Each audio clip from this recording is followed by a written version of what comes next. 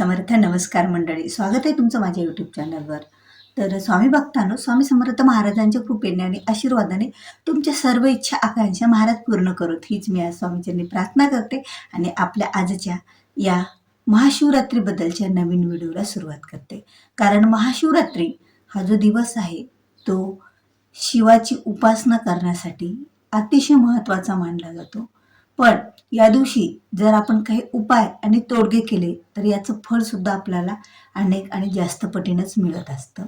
म्हणून तर आपल्याला दिवसभरातून महादेवाची कुठल्याच प्रकारची पूजा करण्याला वेळ मिळालेला नाही. आता असे असतात की प्रत्येक जणालाच वेळ मिळेल असं नाही, की कोणी 4 प्रहर पूजा करतो, कोणी 3 प्रहर पूजा करतो, तर कोणी 1 प्रहर पूजा करतो, कोणी रुद्राभिषेक पठण करत अभिषेक करतो, किंवा कोणी शिवलीला अमृताचे एका दिवसात पारायण करतो, कोणी 11वा अध्याय सुद्धा वाचन करतो. म्हणजे अनेक प्रकारे जेवढ्या प्रकारे आपल्याला उपासना करता येईल तेवढ्या प्रकारे या दिवशी महादेवाची उपासना केली जाते, शिवलिंगाची पूजा केली जाते. कारण महादेवाच्या पूजेमध्ये शिवलिंगाची पूजा करायला विशेष असं महत्त्व असतं. म्हणून तर शिवलिंगाची पूजा आपण आपल्या घरामध्ये किंवा मंदिरामध्ये कुठेही जाऊन शिवलिंगाची पूजा केली तरी आपल्याला फळ हे निश्चितच मिळत असतं. पण कसं असतं ना, की मंदिरामध्ये मधील जे काही शिवलिंग आहे त्या शिवलिंगामध्ये अनेक पटीनं शिवतत्व जागृत असतो. त्यामुळे तर मंदिरात केलेले काही सेवा पूजा याचं फळ आपल्याला जास्तीत जास्त पटीने मिळत असतं. असो, आता प्रत्येकालाच प्रत्येक वेळी मंदिरात जाणं एक वेळा येतो, पण बाकीचा वेळ आपण आपल्या घरातच जर बसून पूजा फळ मिळतं. बघा, दिवसभर जेवढं पूजा तेवढंच महाशिवरात्री पूजा करण्याला महत्व आहे. कारण याला महाशिवरात्रीच तिथीला म्हटलं जातं. कारण बघा, म्हणजे ही शिवाची रात्र आणि त्यातही महा मोठी रात्र पूजेसाठी करण्यासाठी महाशिवरात्री आहे ना, तर या महाशिवरात्रीला केली जाते जे काही फळ आपल्याला हजारो पटीने मिळत असतं. कारण त्या दिवशी दिवसभर आणि रात्री तत्व आहे त्याच्या शिवतत्व जास्त प्रमाणामध्ये झालेलं असतं. त्यामुळे तुम्ही कितीही सेवा करा, या दिवशी जर तुम्ही 1 वेळा मंत्र जप केला तर त्याचा 100 वेळा मंत्र जप करण्याचं फळ मिळत असतं. म्हणून तर तुमच्याकडून न जाणं दिवसभरातून कुठलीच पूजा झाली नाही, सेवा झाली नाही, कुठली उपासना झाली नाही, एखाद्या मंदिरात जाणं झालं नाही, खूप कामे आहेत, खूप गडबड आहे, काहीतरी आहे. आता प्रत्येकाचीच वेळ सारखी नसते, प्रत्येकालाच वेळ मिळेल महादेवाची पूजा करा असंही नसतं. ज्यावेळी कोणी 4 प्रहरची पूजा करतो, कोणी 3 प्रहरची, आपल्या आपल्या वेळेनुसार आपण पूजा तर करतच असतो, उपासना करतच असतो. पण बघा, आपल्याला जरी वेळ मिळालेला असेल किंवा एखाद्या वेळेस आपल्याला वेळ मिळालेला जरी नसेल, तरी आपण जर या महाशिवरात्रीच्या दिवशी रात्री हा एक बीज मंत्र म्हटला, म्हणजे एका शब्दाचा मंत्र, एकच शब्द जर आपण म्हटलो रात्री, तर याचं फळ आपल्याला हजारो पटीने मिळत असतं. आणि हा जो मंत्र आहे, बीज मंत्र असतो ना, तर तो बीज मंत्र हे अतिशय प्रिय आहे शिवशंभू महादेवाला. आणि या बीज मंत्र म्हणजे मंत्राची उत्पत्ती झालेला मंत्र असतो. त्यामुळे या बीज मंत्राची उपासना जर कोणी करत असेल, या मंत्राचं पठण करत असेल, या मंत्राची उपासना करत असेल, तर याचं फळ सुद्धा आपल्याला खरंच खूप पुण्यदायी मिळत असतं. कारण हा जो दिवस असतो तो पुण्य कमवण्याचा दिवस असतो. महाशिवरात्री ही रात्र सुद्धा एवढी भयंकर म्हणजे आपल्याला पुण्य कमवण्यासाठीचे, आपल्या जीवनातील जे काही वाईट दोष, आपल्या घराला लागलेली वाईट नजर किंवा आपल्याला लागलेले काही दोष हे सर्व शिवपूजेने नष्ट होत असतात.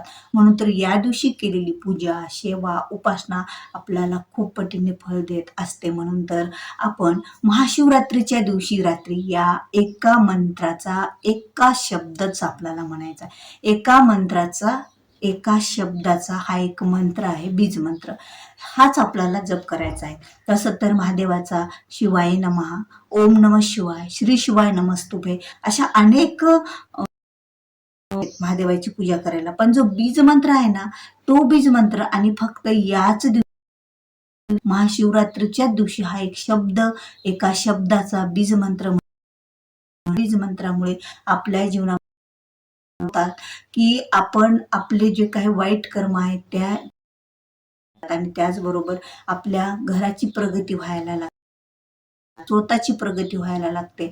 आपली जी आरोग्यात बघा, बऱ्याच जणाला आरोग्याच्या खूप अशा तक्रारी असतात कुणाला, तर त्या तक्रारी सुद्धा या कमी होत असतात. कारण हे मंत्र पठण फक्त शंभू महादेवाला प्रसन्न करण्यासाठीच नाही, तर आपल्या जीवनात सुद्धा यामुळे अनेक लागत असतात.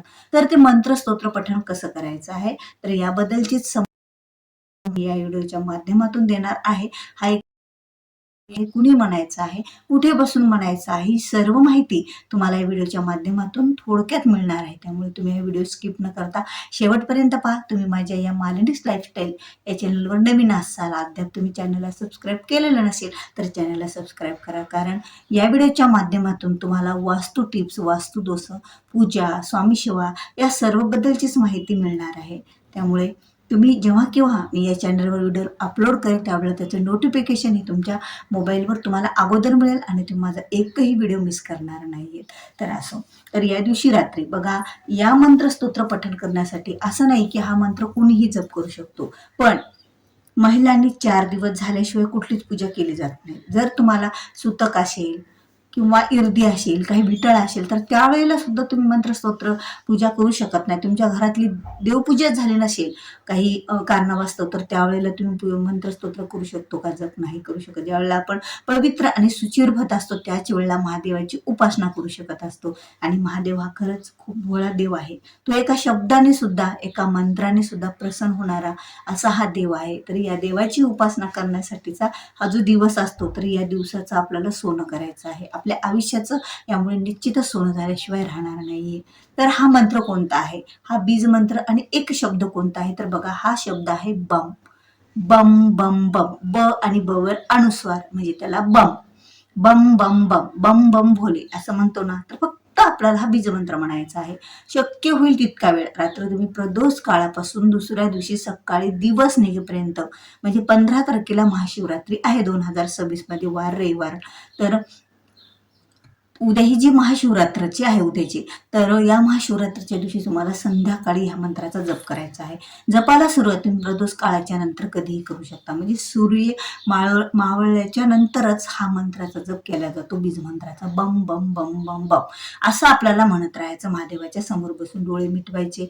म्हणजे कसं की तुम्ही तुमच्या देवघराच्या समोर बसा किंवा असं तुम्ही खुर्चीवर बसून किंवा सोप्यावर बसून कुठेही हा मंत्राचा जप तुम्ही करू शकता. असं काहीही हरकत नाही या मंत्राचा जप करायला. अगदी तुम्हाला वेळ नाही, तुम्ही सुद्धा या मंत्राचा बम बम बम बम किंवा आता बघा, ज्या वेळेला आपण माळ जप करून एखादा मंत्र जप करतो त्याचं फळ आणखी आपल्याला मिळत असतं. ज्यावेळेला आपण चालत जप करतो तर त्या मंत्राचा प्रभाव त्या त्या क्रियेनुसार कमी राहतो. आता बघा, ज्या वेळेला आपण स्वयंपाक करताना मंत्र जप करतो, आपलं तोंड मुखाद्वारे, आपल्या वाणीद्वारे हा मंत्राचा उच्चार होतो, पण आपलं मन हे असतं. त्यामुळे कुठेतरी आपलं मन स्वयंपाकात गुंतल्यामुळे मन हे आपलं, त्यामुळे मंत्राचा तेवढं मिळत नसतं. पण ज्या वेळेला तुम्ही करण्यासाठी किंवा पूजा एखादा आसन टाकून देवाच्या समोर देवघरात किंवा एखाद्या कुठेतरी बसला, तिथे गर्दा वगैरे काही नाहीये, टीव्ही घरातली चालू नाहीये, मोबाईल आपले बंद आहेत आणि तुम्ही बम बम बम म्हणत बसल्या, तर त्यावेळेला तुमचं मन महादेवाच्या चरणी लागल, महादेवाच्या जवळ लागल.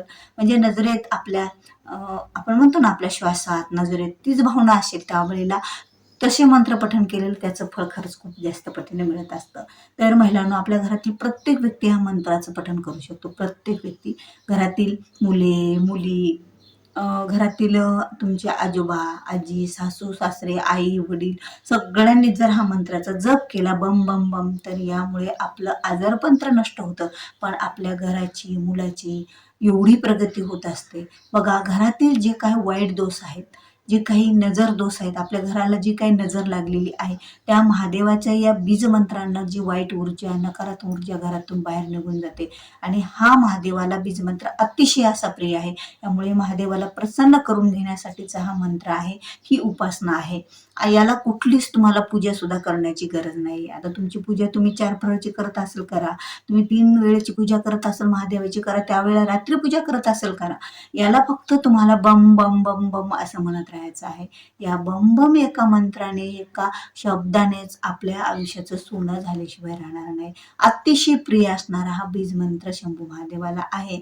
आणि या दिवशी तर शिवलिंगाची पूजा करायला विशेष महत्व असतं. आपण तर करणारच आहोत, पण त्यासोबत जर हा मंत्र आपण जप करत राहिलो किंवा आपल्याकडून पूजा नाही झाली तरीही आपण हा मंत्र जप करत राहिलो. बघा, बाहेर आपण कुठेतरी आहोत, आपल्याकडे पूजेचं साहित्य नाहीये, आपण कुठेतरी बाहेर कामासाठी गेलेलो आहोत, तर आपण तिथे सुद्धा जर स्वच्छ आपली आंघोळ वगैरे झालेली असेल त्या दिवशी, तर बम बम बम या मंत्राचा जप आपण निश्चितच करू शकतो, यात कुठलीही शंका नाही. तरी म्हणून तर महिलांनो, खरंच किंवा घरातील प्रत्येकानेच हा जर मंत्र जप केला तर प्रत्येकाचं आरोग्य सुधारेल आणि त्याचबरोबर घरातली आणि आपल्या जीवनातली सुद्धा जी नकारात्मकता आहे, कुठेतरी आपली अडलेली कामे पूर्ण होतील आणि महादेवाची कृपा आशीर्वाद आपल्याला लाभेल. आपल्या आयुष्यावर महादेवाची कृपा आशीर्वाद पडतील.